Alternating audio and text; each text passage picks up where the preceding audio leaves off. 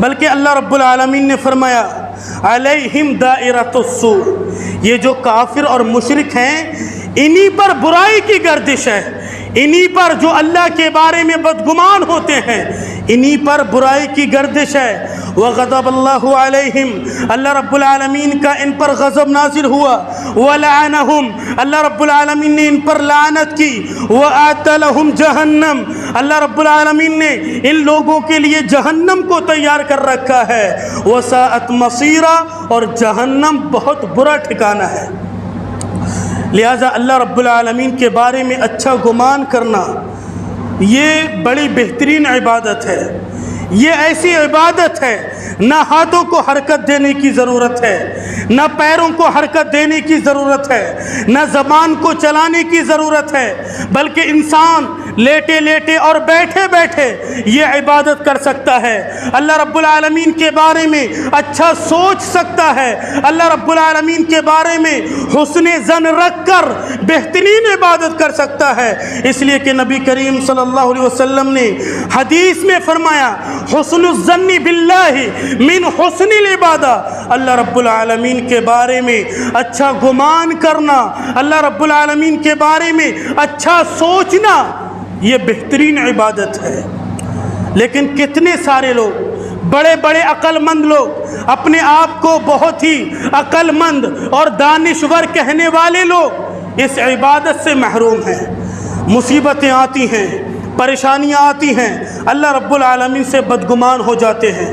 لہٰذا ہر حال میں زندگی کے کسی بھی معاملات میں، کسی بھی پہلو میں، کسی بھی گوشے میں اللہ رب العالمین سے بدگمان نہیں ہونا چاہیے، بلکہ گناہوں کی جو جڑ ہے وہ اللہ رب العالمین سے بدگمان ہونا ہے۔ اللہ رب العالمین سے بدگمان ہونا یہ اپنے ذہن میں بٹھا لیجئے کہ اللہ رب العالمین سے بدگمان ہونا یہ گناہوں کی جڑ ہے۔ جب انسان اللہ رب العالمین سے بدگمان ہوتا ہے، عرش والے سے ٹوٹتا ہے، تو وہ انسان بری طریقے سے بکھر جاتا ہے، گناہ اور مایوسیوں کی دلدل میں پھنس جاتا ہے۔ عرش والے رحیم و کریم جو اللہ رب العالمین نے آسائشیں دی ہیں، جب ان آسائشوں کے بعد تنگیاں آتی ہیں وہ ان حالات میں بکھر جاتا ہے اور اللہ رب العالمین کے بارے میں بدگمان ہو جاتا ہے۔ ایسے حالات میں ہمیں اللہ رب العالمین کا یہ فرمان یاد رکھنا چاہیے، فما ظنکم برب العالمین، اللہ رب العالمین کے بارے میں تمہارا کیا خیال ہے؟ لہذا حسن ظن یہ بہت بڑی دولت ہے۔ اللہ رب العالمین کے بارے میں اچھا گمان یہ بہت قیمتی سرمایہ ہے جو ہمیشہ سے نیک لوگوں کے حصے میں آیا ہے، اور بدکار لوگ، مشرک لوگ، منافق لوگ ہمیشہ سے جب سے دنیا قائم ہوئی ہے اللہ رب العالمین سے بدگمان ہوئے ہیں۔ لہذا اللہ رب العالمین اپنے بندے سے اس کے گمان کے مطابق ہوتا ہے۔ ایک بندہ اللہ رب العالمین سے جیسا گمان کرتا ہے اللہ رب العالمین اس کے ساتھ ویسا ہی سلوک کرتا ہے۔ اگر ایک انسان اللہ رب العالمین کے بارے میں اچھا سوچتا ہے اللہ رب العالمین اس کے ساتھ اچھائی کا معاملہ کرتا ہے۔ اگر انسان اللہ رب العالمین کے بارے میں بدگمان ہوتا ہے تو اللہ رب العالمین اس کے ساتھ ویسا ہی سلوک کرتا ہے جیسا کہ حدیث قدسی میں اللہ رب العالمین نے فرمایا۔ اللہ رب العالمین فرماتا ہے انا عند ظنک بی، انا عند ظنک بی، اے میرے بندے میں تیرے گمان کے درمیان ہوں، تو جیسا سوچتا ہے اسی طریقے سے میں تیرے ساتھ ہوں، جو تو جیسا سوچے گا میں تیرے ساتھ ویسا ہی سلوک کروں گا۔ وَأَنَا مَعَكَ، اور میں تیرے ساتھ ہوں، اِذَا ذَكَرْتَنِي، جب تو مجھے یاد کرتا ہے تو میں تیرے ساتھ ہوتا ہوں۔ لہذا معلوم یہ ہوا کہ اللہ رب العالمین کے بارے میں اچھا سوچنا یہ بہترین عبادت ہے۔ اللہ رب العالمین کے بارے میں اچھا سوچنا پریشانیوں کے باوجود، مصیبتوں کے باوجود، یہ بہترین عبادت ہے۔ اور ایک حدیث میں، حدیث قدسی میں اللہ رب العالمین نے فرمایا انا عند ظن عبدی بی، کہ اے میرے بندے میں تیرے اور تیری سوچ کے درمیان ہوں۔ ان ظن خیرا فلہ، اگر تو اچھا سوچے گا تو تیرے لیے وہی ہے جو تو نے سوچا، وَإِن ظَنَّ شَرًّا، اگر تو نے برا سوچا تو تیرے لیے وہی ہے جو تو نے سوچا۔